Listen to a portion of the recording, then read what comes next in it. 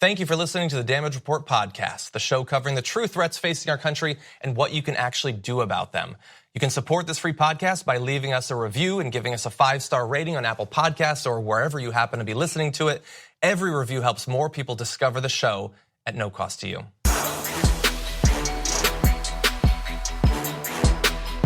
Welcome to the Damage Report, everybody. I am John Idarola. The Kavanaugh scandal just rolls on, getting worse every day.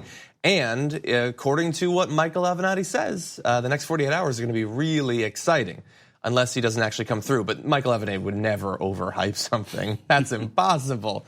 But we do have those updates on Kavanaugh for you on the show today. We also have Congressman Khanna, who's going to be joining the show to break down the Stop Bezos Act, talk a little bit about corporate welfare and irresponsibility, the growing gap between corporate profits and the fate of their workers, and then much, much more. Donald Trump gave a big UN speech. I hear it was a side splitter, so we'll be breaking that down as well. Joining me to do that, Michael Shore is in studio. Good to be here, John. News. Good to be back on the Damage Report. Good to have you here as always. And it's an hour later, which makes everybody happy in my house. Yeah, it's a little bit easier in the mornings. Yeah, it is. So yeah, I was able to snooze 7 times instead of 3, thanks to that new time. But as I alluded to, so much to get to. Why don't we jump right into Kavanaugh? Because we have the congressman coming up in just a little bit, and there's so much on Kavanaugh. So he had an interview with Fox News. I'm sure you saw portions of that. I did, yeah. Yeah, it was interesting. He had some new, I guess, defenses that I never knew were defenses against claims of sexual assault, but we'll be breaking those down. So we have a few videos for you. In this first one, he very strongly rejects all of the accusations against him. I have never had any sexual or physical activity with Dr. Ford. I've never sexually assaulted anyone in high school or otherwise. So where do you think this is coming from? Why would she make this up? What I know is the truth, and the truth is I've never sexually assaulted anyone in high school or otherwise. I am not questioning and have not questioned that perhaps Dr. Ford at some point in her life was sexually assaulted by someone in some place. But what I know is I've never sexually assaulted anyone in high school or at any time. So when she says there's no doubt in her mind that it was you, because she was asked that, is it possible that you maybe confused him, maybe it's mistaken identity, maybe it was someone else? She said absolutely not. I've never sexually assaulted anyone. I was not at the party described. I was not anywhere at any place resembling that in the summer of 1982. The other people alleged to be there don't say anything like that. And the woman who's alleged to be there, who's her friend, says that she doesn't know me and doesn't recall ever being at a party with me in her life. So obviously it's interesting to break down the questions that people answer in these situations. It's also interesting to speculate as to why they won't answer certain questions. And I thought that you saw there something that came up multiple times throughout the course of the interview, which was a question to the effect of why would she or Deborah Ramirez or other people be making this up? And he instantly pivots back to, I never sexually assaulted anyone. If that's true, I understand why he would want to reiterate that message. But since the main defense out there coming from, Donald Trump, even today after his UN speech was saying that these women are lying, it's a smear job, it's a coordinated campaign. Brett Kavanaugh had said that in his letter recently. They are claiming that these are untrue allegations, but they cannot actually make a case as to why the women would all be lying. And not just lying about the sexual assault, but lying in ways that you would not lie if it was made up. You would not say he tried to rape me and also this particular individual was in the room with me. Right. All of these things that could be investigated and obviously would be investigated if you made a claim like this. They're very suspiciously detailed and verifiable or able to be shot down lies in that case. And so he's not even trying to make a case as to why those women would all of a sudden be lying about it. Well, that's a big part of it. And that's what's going to be really difficult on Thursday when he testifies before the Senate, because the notion that anybody would make this up to come forward to stop a judicial nominee out of the clear blue, it's really, really hard to fathom that. She's gotten death threats. I'm talking about Blasey Ford, death threats. Her family's been threatened. There's no way that you would volunteer this. And she almost did it grudgingly because of those facts. Yeah. And so it makes her story, the believability of her story, at least more compelling than it would if it were just, if it was a matter-of-fact thing that she did off the cuff. And I think before we go back to more of the clips, there's, I think, a very important point about America, and especially about men on the right, that needs to be said, is that we know from the statistics what percentage of these accusations are false. It's like 1 to 3% or something like that. I mean, those are difficult numbers to come up with because, of course, many people don't actually make the accusations at all, even though the actual act happened. But whatever, it's a very small percentage point. But and we're supposed to pretend as if men on the right accept that, but they don't accept that. They clearly think that most of these accusations are false. Certainly, any accusation against a powerful or influential man does not have a 1% chance of being false or a 3% chance of being false. They assume that the woman is lying. So they seem to think that a greater than 50% chance that these women are lying. That is why they're able to push this theory that this is a coordinated campaign where all of these women have decided to upend their lives without actually having to make the case as to why that is, because they know that when Rush Limbaugh says that they're lying, which just happened today, and I think Donald Trump retweeted it or tweeted out a comment about it, they just state it as fact, and they know that their predominantly male viewership will accept it without any extra evidence. Yeah, but I think when you're talking about the viewership, I personally don't think the Senate has the votes to confirm Kavanaugh right now. You don't think so? I mean, even Manchin, as of yesterday, was talking about the possibility of voting for him. I don't think they have the votes. I don't. And the reason I don't is because Mitch McConnell wants to hurry the vote. And you do those things when you don't think you have the votes to try and awaken the people who might not.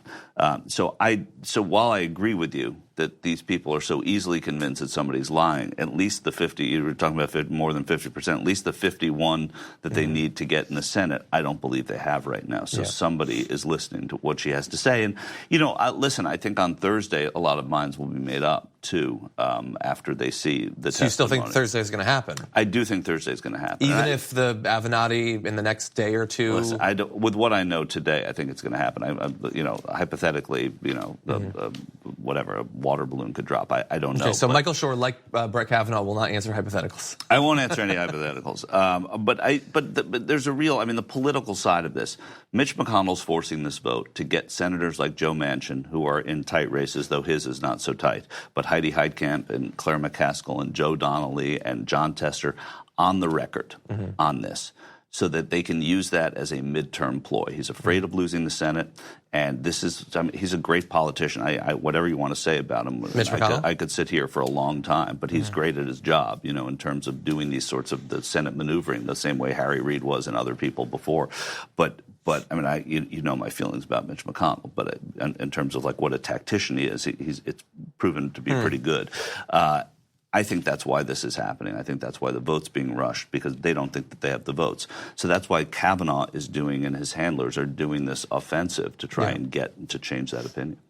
Interesting. And you think that strategy both remains a good strategy, even though Kavanaugh is apparently like the least popular Supreme Court nominee? I don't know that I think it's a terrible strategy. But I think that that's the political tactician side here. He wants to get these people. His calculation is that by voting against a conservative Supreme Court nominee, the Republican Senate Campaign Committee can go to Montana and scream at John Tester for doing that. You're anti-conservative. You don't want. You're pro whatever. You're anti this. That gives him something. He doesn't care about the bench. He'll get his conservative judge in his mind. Of course, he might have a Democratic Senate at that point. That's what he wants to avoid. Yeah, and he'll still, even if there is going to be a Democratic Senate, there's still that period between Election Day and when the senators are actually sworn in. There is. To get that done in the Merrick Garland way, there's no way the Democrats at that time are probably going to be able to. I don't see them agreeing to a committee. I think other senators on the Republican side will be the same. That's not to say that there won't be a conservative justice who's nominated by this president who's going to be approved by a Democratic Senate either. That's going to happen. It's just this short list might have to get a little longer. Yeah, that is an unfortunate truth and a reminder. Bear that in mind during the next election. Presidents get to choose Supreme Court justices. For life. It's unfortunate. For life, yes, and for a very long time. And you never know how many they're actually going to get.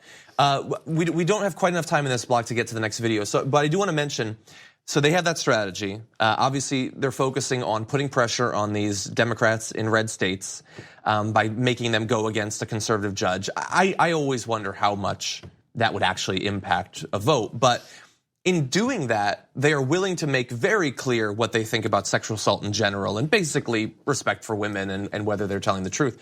And maybe they're not acknowledging that, or maybe they just think that they've bottomed out with support, and the women that still support them are never going to turn on them regardless of what they say or do. But they are making very clear to a significant chunk of the population, something like 51%, exactly what they think about them. So that's a questionable and a higher tactic as well. percentage of the voting population too, which is important. And it's not about the votes. It's not about what this will do to a vote. It's what it lets the Republican campaign arms do. Yeah. Make ads, go after these people. So. That's true. Okay, so there you have basically the strategy. In a little bit, we are going to return to this topic, and we're going to break down some more of Kavanaugh's attempts to defend himself that almost comedically quickly are shredded by other people around at the time that can attest to his actual character. So that is certainly going to be fun. And a little preview of one of the possibly underhanded tactics that the GOP is going to take into the hearing on Thursday that you should be prepared for. But when we come back from this break, Congressman Khanna is going to be joining us. We're going to be talking about Amazon, the Stop Bezos Act, corporate welfare, and more.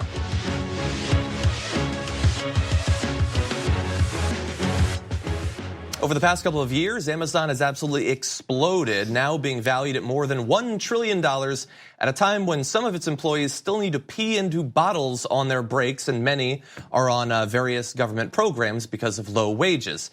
That's an interesting dichotomy there. And now some politicians are attempting to do something about it, like Bernie Sanders in the Senate and also Khanna in Congress, who joins us now on the Damage Report. Khanna, welcome to the show. John, thanks for having me on. It's great to have you here. So I want to talk about the Stop Bezos Act in the Senate and also your Corporate Responsibility and Taxpayer Protection Act that you put forward last summer, seeking to address this large and apparently growing gap between the success of corporations and the success of its workforce. So these bills, what are they hoping to accomplish? We need to talk about a relatively new show called the Republic, or UNFTR. As a Young Turks fan, you already know that the government, the media, and corporations are constantly peddling lies that serve the interests of the rich and powerful. But now there's a podcast dedicated to unraveling those lies, debunking the conventional wisdom. In each episode of the Republic, or UNFTR, the host delves into a different historical episode or topic that's generally misunderstood or purposely obfuscated by the so-called powers that be, featuring in-depth research, razor-sharp commentary, and just the right amount of vulgarity. The UNFTR podcast takes a sledgehammer to what you thought you knew about some of the nation's most sacred historical cows. But don't just take my word for it. The New York Times described UNFTR as consistently compelling and educational, aiming to challenge conventional wisdom and upend the historical narratives that were taught in school. For as the great philosopher Yoda once put it, "You must unlearn what you have learned." And that's true whether you're in Jedi training or you're uprooting and exposing all the propaganda and disinformation you've been fed over the course of your lifetime. So search for UNFTR in your podcast app today and get ready to get informed, angered, and entertained all at the same time.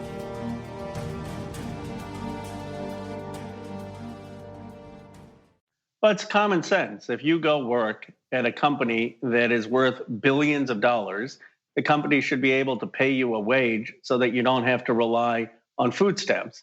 And yet we have these cases of multi-billion-dollar corporations, in some cases trillion-dollar corporations, paying their employees so little that those employees are still having to rely on public benefits. What this bill says is the corporations are going to be held liable for those public benefits if they're not paying a $15 minimum wage. Now, of course, in the naming of the bill, there's, Bezos is in the name of the Senate version of this bill. Obviously, this might be the most egregious case, but why the focus specifically on Amazon?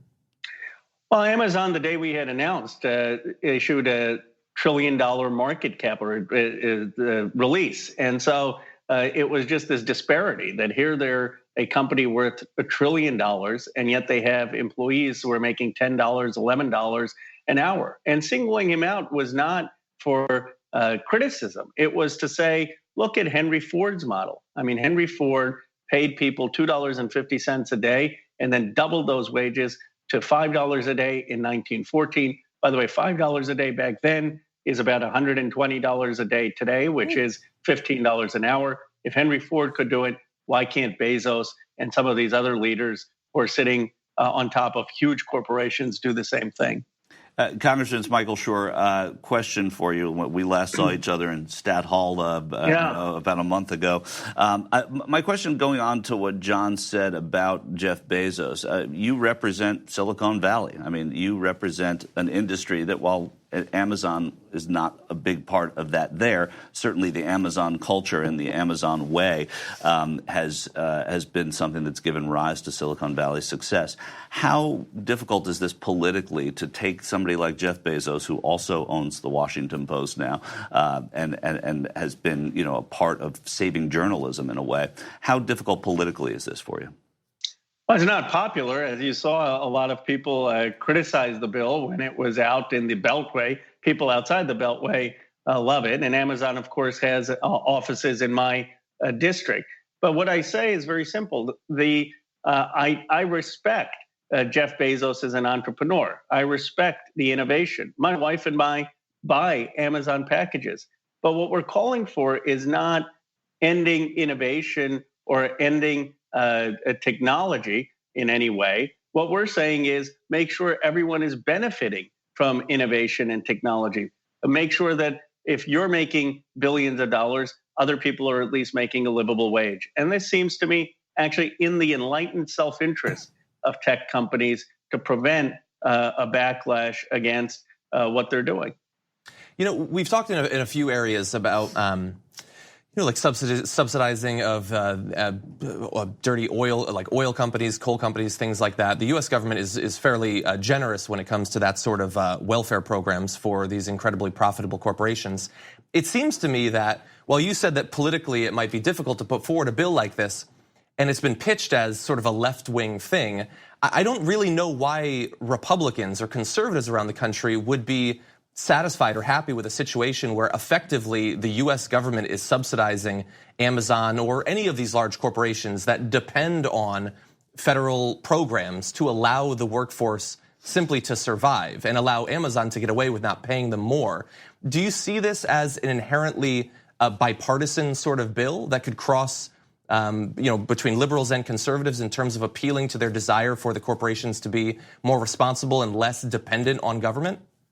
I do, John. In fact, I was on Tucker Carlson's show on Fox News, and to my surprise, he really liked the bill because he said it's ridiculous that taxpayers are subsidizing multi-billion-dollar corporations. Now, some of the people in the Beltway took that and said Sanders and Khanna are demonizing public benefits. Of course we're not. Of course we believe in public benefits. Senator Sanders has been a champion for expanding Social Security and standing up for public benefits, and I have supported public benefits. But what I don't believe in is that when you have corporations that have extraordinary gains and all of those gains are going to a closely held group of executives, that taxpayers should then be paying public benefits. So what this bill is intended to do is getting multi-billion-dollar corporations to pony up so that taxpayers aren't stuck with the bill. And I think it has broad support, conservatives and Democrats, outside the Beltway. Inside the Beltway, where the lobbyists have loud voices and Amazon and other companies have loud voices, there has been criticism. Yeah, and hopefully, I mean, maybe one good thing that came out of the 2016 election is that clearly, with the success of Donald Trump in his rhetoric, if not in his actions, he made clear that there are a lot of Americans that feel like these corporations have been getting away with murder for a very long time, and they might be more awakened, not necessarily along traditional party lines, to be more responsive to bills that might seek to address that. Hopefully, in the next election, that can be a bigger portion of it. Well, this is what Democrats missed. I mean, we have to speak to what real people are facing in many parts of this country, and they're facing stagnant wages without good job opportunities. We have to answer the question, what are we going to do for them? Obviously, Donald Trump promised them policies that are wrong, increasing tariffs and stopping immigration, but he promised them something, wrong as it was. We have to say, no, a better approach is to make sure these companies are paying a decent wage and making sure that the government will be providing a raise through the earned income tax credit for workers who are working hard. So we really need to speak to people's actual concerns. I couldn't agree more. So I did want to ask you also about the story that's, I think, legitimately and should dominate the news cycle this week, and that is the continuing hearing process for Brett Kavanaugh. As more and more of these accusations are coming out, we're expecting that more will develop before Thursday's hearing. Unfortunately, you are not allowed, you're not going to be a part of the hearing, unfortunately, because you're not in the Senate. But what do you think needs to happen as this hearing goes forward in terms of should there be an investigation? What should happen with his nomination process? Well, there certainly should be an investigation, and the victims who are coming forward should be treated with respect and seriousness and not be subject to a circus. But I'm just surprised that there hasn't been a call for Kavanaugh to withdraw. I mean, this is not a court of law where you have to prove something beyond a reasonable doubt. There are only 9 people who get to serve on the Supreme Court. It's an extraordinary honor. And given the questions that have come up now, not just in one case, but in multiple cases, one would think that we could have someone else filling that role. Again, no one is saying that he should be locked up. This is not beyond a reasonable the doubt or preponderance of the evidence standard. This is a question of, is this person fit to be on the highest court of the land? And following up quickly, Congressman, when you look at the politics of this, do you understand a little bit why they have not asked him to withdraw, why Mitch McConnell is pushing a vote as soon as possible on this? I sense, and whenever I hear that, having covered it for a while, I sort of think they really think that they're in bad shape here. In order to get people on the record very quickly in an election year, I feel like that's why he's doing it. John and I were just discussing that. Do you see some merit to that? Well, I think they're thinking tactically and not strategically. Tactically, they're thinking what is going to get their base out because they know that Trump is stuck in the low 40s. They need their base to turn out to salvage a terrible midterm election. And they feel like if they don't get a vote for Kavanaugh, their base isn't going to turn out. Strategically, they're losing a lot of thoughtful independents in suburban America and other parts of America. And this is horrible for the long-term brand of the Republican Party and what they stand for when it comes to basic decency and basic women's rights. And so I think they're willing to sacrifice that long-term brand for short-term tactics of getting their base out. I, again, couldn't agree more. Representative Khanna, thank you so much for joining the Damage Report. Thank you for having me on. Thank you. We're going to take a short break. When we come back, much more to get to on Brett Kavanaugh. More video from his Fox News interview. He's got a few ideas that he thinks are defenses of his behavior. We'll break it down after this.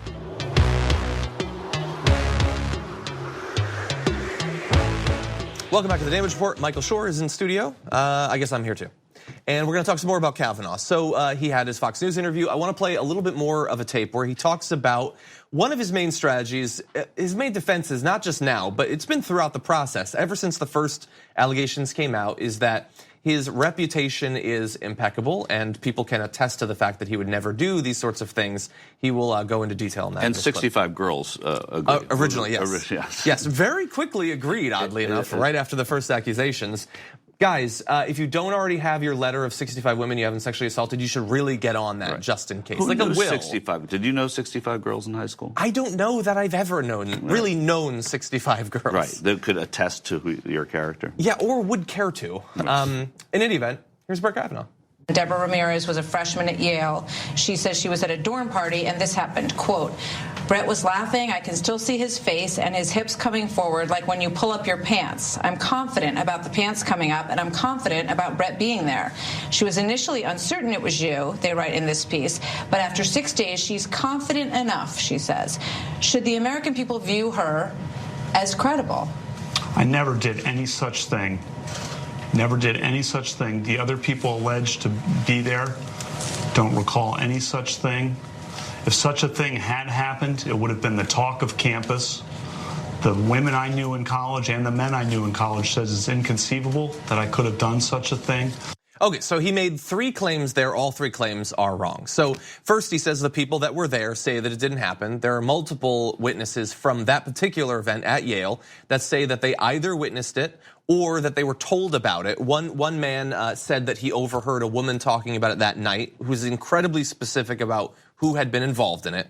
So that's not true. It not being the talk of the campus, it was the talk of campus, people were talking about it. And they continue to talk about it up until the beginning of this year when apparently emails were going around of people who have never forgotten about that incident and continue to talk about it. The third being that people who knew him then can attest to that he would never do this sort of thing. Unfortunately, the same day as that interview, James Roche, who is Kavanaugh's Yale roommate, had an interview where he said this: I concluded that although Brett was normally reserved, he was a notably heavy drinker, even by the standards of the time, and that he became aggressive and belligerent when he was very drunk.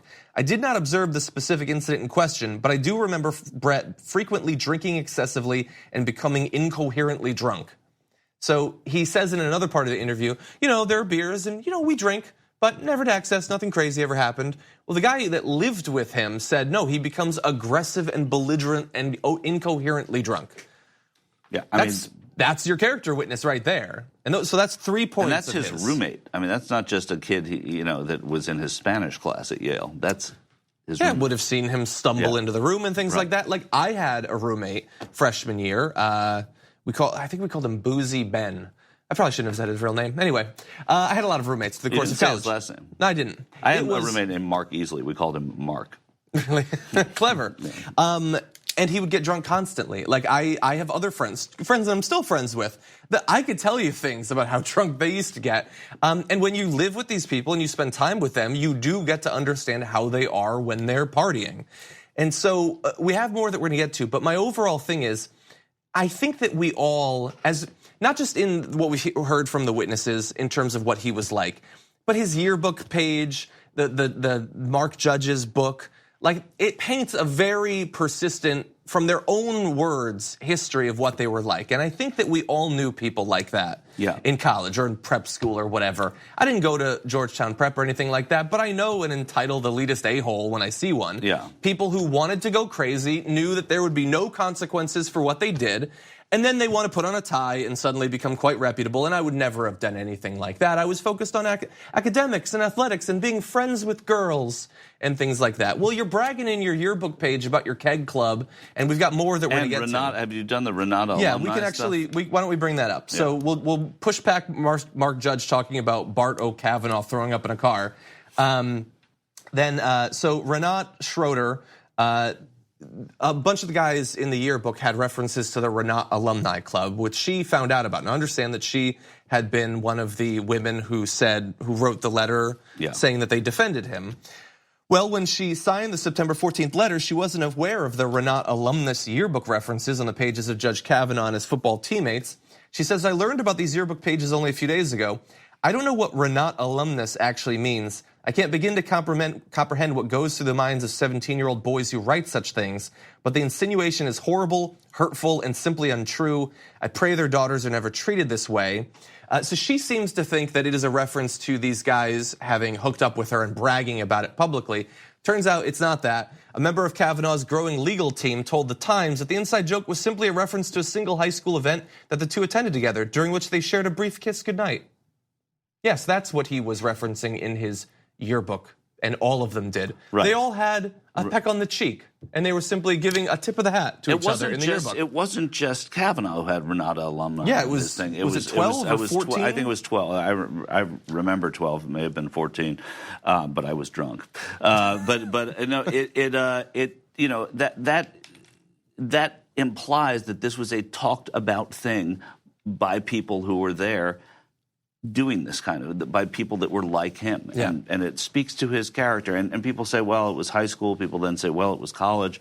That he's going for the Supreme Court, right? He's not going for a job working even at an accounting firm or running for alderman, right? He's going for the Supreme Court. Yeah. That stuff does matter. And that speech in 2015, he was still talking like, we used to say what happens at Georgetown Prep stays at Georgetown Prep. Oh God, I better strip that out of the transcript I give to the Senate. I don't want them to actually know about that. But he was clearly looking back on that as a formative, awesome time in his life. Perhaps we too can look back on it and assume that it still has something to say about the type of person that he is. There's one more video I want to show. This is one of the most interesting defenses that he puts forward. Now, this is in reference to a question about the Deborah Ramirez allegation. Oh no, I think this one is actually So Michael Avenatti is coming forward and saying that there's these claims that there had been these trains on girls that were being plied with alcohol into incoherence, and the possibility that he might have been involved in one of those. And here is his response. That's totally false and outrageous. Never done any such thing, known about any such thing. When I was in high school, and I went to an all-boys Catholic high school, a Jesuit high school, where I was focused on academics and athletics, going to church every Sunday at Little Flower, working on my service projects, and friendship. Friendship with my fellow classmates and friendship with girls from the local all-girls Catholic schools. And yes, there were parties. And the drinking age was 18, and yes, the seniors were legal and had beer there. And yes, people might have had too many beers on occasion, and people generally in high school, I think all of us have probably done things we look back on in high school and regret or cringe a bit, but that's not what we're talking about. We're talking about an allegation of sexual assault. I've never sexually assaulted anyone. I did not have sexual intercourse or anything close to sexual intercourse in high school or for many years thereafter. Some follow-up questions where they go into, man, this guy did not get laid forever, basically. Right. And so look, it's not as cut and dried as some people were making out to be yesterday, where did you sexually assault this person? I couldn't have, I'm a virgin. But it's also not as uncut and dried as the people that point that out on Mediaite and things like that, saying people are claiming that's his defense. It's not his only defense, but he does present it as a defense. Right. That these claims about his sexual assaults can't be true because he wasn't actually getting it on for a while.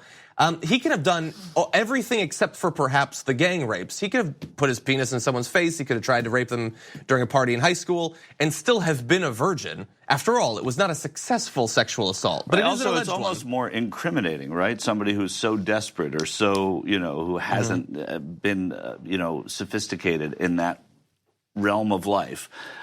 Would be more inclined to be the person who does something like he's alleged to have done. I mean, there's that argument as well. Perhaps, yes. I would say that the most true thing about this is I don't care when you say you lost your virginity. The entire thing that we're talking about is a claim that you are a persistent liar, that you lie about when you get access to certain documents. You lied about talking with George W. Bush and his team about enhanced interrogation, up to and including lying about your sexual assault. So at that point, I don't care if you say that you got laid at 2 or 12 or 35. What's the difference? That has nothing to do with anything. Well, and the other thing here is none of this is under oath.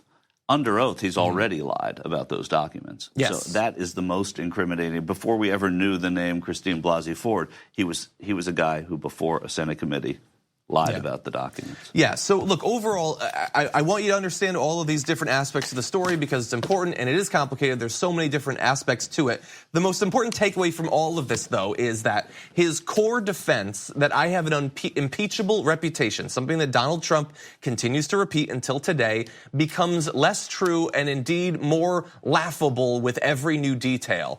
Both from what others have said about him, what he has said about himself throughout his life. He does not have an impeachable reputation.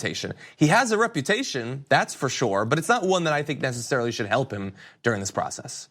Okay, we're gonna take a quick break. We come back, one more thing on this, and then we get to the UN speech. Donald Trump goes before world leaders, and it ends pretty much like you'd think it would.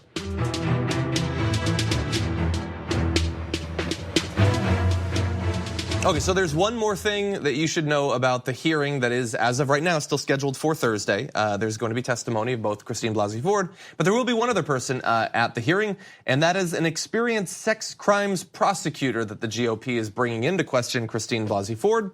Her legal team put out a letter saying this is not a criminal trial for which the involvement of an experienced sex crimes prosecutor would be appropriate. Neither Dr. Blasey Ford nor Judge Kavanaugh is on trial. The goal should be to develop the relevant facts, not try a case.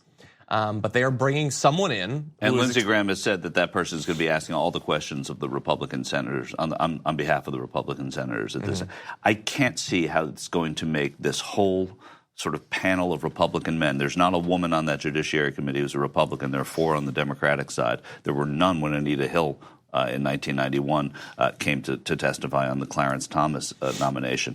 I can't see how this is a successful optic for the Republicans. Well, I mean, at least in an immediate sense, I think their idea is that they want to shred this woman. Yeah. But they want to put these Right. old white men's words in the words of what is almost certainly going to be a woman. They don't want it to be them doing it. They don't like that. But it's just going to seem awkward to see them sitting silently while this person grills them and they're not stepping in at all. That's true. I understand they're in a tough spot, honestly. Like, it's a tough place. If they grill her, they look awful. If they don't, then they'll look awful.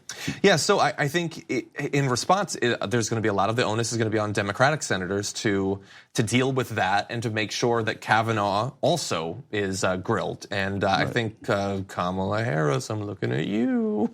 She needs to put her hand on her head and she needs to ask him some tough questions. We know that she can do it. Okay, with that, why don't we move on? The world was watching as Donald Trump went before the UN to represent our country and what is best in it and address them. So we have a couple of excerpts from his speech that we're going to break down. The first, though, I want to show you the very beginning of his speech and how it was received from all of the dignitaries as he was announcing the success of America. In less than 2 years, my administration has accomplished more than almost any administration in the history of our country. America's so true.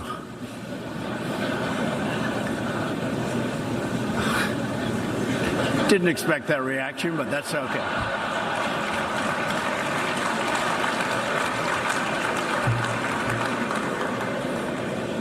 And I would say I've seen him get bad responses before. I think he handled it okay for him. Yeah, he did. Although there was a little bit after the initial smiling and the joke about not expecting that response. This is the sort of thing that for someone with a fairly severe narcissistic personality disorder like Donald Trump, I'm shocked that missiles aren't in the air right now, launched at Luxembourg or something like that. Well, it's also the president spoke before the United Nations General Assembly, and this is what people are going to remember. You know, what he said afterwards about the Koreas, what he said about Syria. I mean, he set a real line in the sand on Syria, saying that, you know, if Assad uses chemical weapons, we are going in. You know, I mean, he said strong stuff. But this is what people are going to remember because this is the president we have. Yeah, we've just become so normalized to the constant exaggeration. And look, exaggeration in rhetoric is the 500th most significant thing that Donald Trump has done. It doesn't even merit real discussion, I guess. But I am just sick of it, that everything is the worst we've ever seen. We've never seen anything like it. It's more than people have ever talked about.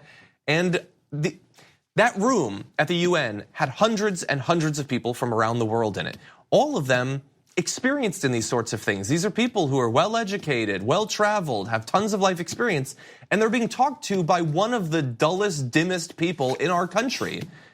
That is ridiculous at a time when America needs to be not just involved in world affairs, but helping to lead the response to things like climate change. We need to have one of our best. And instead we have this person, I wouldn't trust him to scoop ice cream at Baskin Robbins, and he's representing the country in front of every other country in the world. And what's cool about the moment when they laughed was there's this delay because they're all wearing headphones that they're translators, so it's being translated into Burmese and Vietnamese and Spanish, and there's this delay, and then they all laugh together as soon as their translators are done. It's ridiculous. Yeah.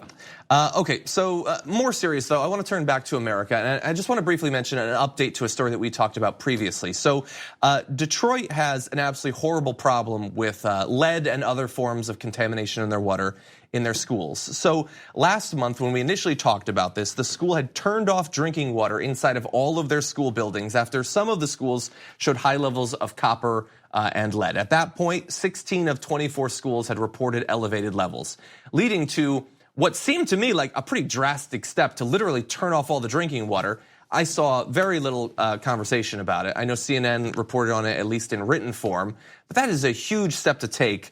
Well, now there's results of more than 100 schools in Detroit's public schools community district. Of the 86 schools whose test results have been released, 57 of them, or 2/3, have elevated levels of copper and lead. So the initial fears that led to that water being turned off, they were right to do so, because this is not a small thing. This isn't some random pop-up test result. It's all over Detroit schools. And the problem is that while the short-term fix is turning off the water, that doesn't actually get the copper or the lead out of it. And there's no quick fix to this. Even the plans that they were talking about that we reported on a month ago to eventually replace these lines, we're talking about years and years. There are kids that haven't even entered the school system yet that will go through the entirety of their school program before those pipes are actually lead and copper free. And the only solution right now is to shut down the plumbing. Again, in America. I mean, how much money did we just throw at the military last week? How much money did we give to the 1% in corporations in that big tax bill earlier this year? In the meantime, you better bring Dasani into school with you if you're in kindergarten in Detroit.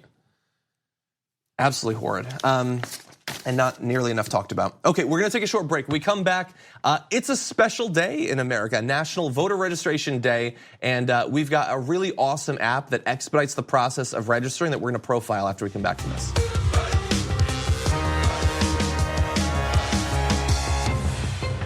Welcome back to the show, everybody. Not much time left. Did you know that today is National Voter Registration Day? It comes around so fast every year. Every year. Right. But now it's here. And it's always on a Tuesday. It's always on a Tuesday. Weird how that works out.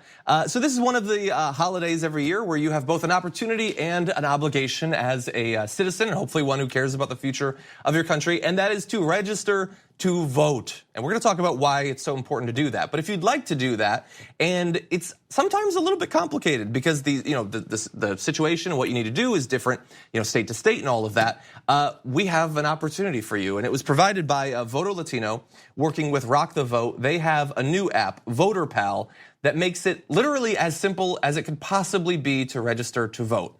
All you have to do is download the Voter Pal app. You're gonna take a picture of the QR code on the back of your driver's license. That is gonna auto-populate the form with all of the information that you need to be registered to vote. You print it out, you sign it, and you mail it out. They have done everything aside from licking the envelope. They've done all the work for you. And you send that out, and then you're gonna be registered to vote. You don't have to go looking for all that information or remember things or figure it all out. It's all gonna be there thanks to the Voter Pal app. And what you can do, hopefully, is while it's super important for you to register, we need a lot of people to register. So they're also starting a challenge where they want you to use this app, register to vote, and then record a video challenging 3 people that you know to do the same. You can post it on Facebook, Twitter, Instagram, all of that. And hopefully if this spreads, we can not just have a good turnout, a nice turnout for the midterms, but a record-breaking turnout that can radically reshape the direction of this country. That would be awesome. Can you do it? A question I don't know if you know the answer to. It'll be on the app. If you're already registered to vote, can you go in there and challenge other people, even if you don't register through them? Well, I would say that if you want to do that, I would post a video and say, I am registered, but here is a way to make it even simpler for you than it was for me. Right. What I need you to do is to take the time to do this. This is so quick. You definitely have the time. And the time it takes to watch this video, you could be registered to vote and you could engage in that challenge, whether you've already registered or whether you're using Voter Pal to do it. And so what I've been hearing a lot, it was in the promo for the Pod Save America video, the new series on HBO is, everybody says it's the most important election. Well, I know we always say that, but this time it's true. It does seem true. It always seems really true, but this one, it's the last one seemed it because of these 2 nominations, and now we're seeing because we've gotten these 2, the Supreme Court nominations. Now that we've gotten 2, the last one may have been more important, but now that we look at the president, this one clearly more important. Yeah, well, certainly, we don't get to relitigate 2016 as much as many people online would like to, but this year has been a reminder of how high the stakes are. We're right in the middle of this Kavanaugh. Do you want an accused sexual assaulter on the Supreme Court for the next few decades? We had the family separation crisis. Oh, no? Do you? No. Okay, you don't. Well, maybe we can do something about it if you register and if you reshape the Senate through your participation of those that you could help to get registered. And like I was saying, the family separation crisis, we have had a demonstration of, in all of these different areas, tax policy, healthcare, with the repeal of parts of the ACA, they can get a lot done, even having not won the popular vote. And the reason Donald Trump has been able to do that is because he still controls the House and he still controls the Senate. And unless many people take part, get registered, and actually go out and vote and bring other people to vote, he will still have the House, he will still have the Senate, and he will still have all of the power he needs to continue to put forward policies that I find absolutely reprehensible. But thankfully, this is a democracy, so there is something we can actually do about it. So hopefully you'll take part in that process. I just want to check in, because we've done this a few times over the course of these primaries. in terms of the generic congressional ballot, things look pretty good. How are you feeling overall? I mean, being out there, I'm feeling overall pretty good. There was one race I was, there are a couple of races that are starting to move toward Democrats. One race, Will Hurd, I was just down in Texas outside San Antonio with Will Hurd, a Republican congressman in a Democratic district. That one's going to be tough, but I'm seeing good things for Democrats. Okay, well, hopefully that Texas success will translate over to better work as well. Okay, thank you so much, Michael. Always good to have you coming over from I-24. Thank you for watching. We'll be back tomorrow morning.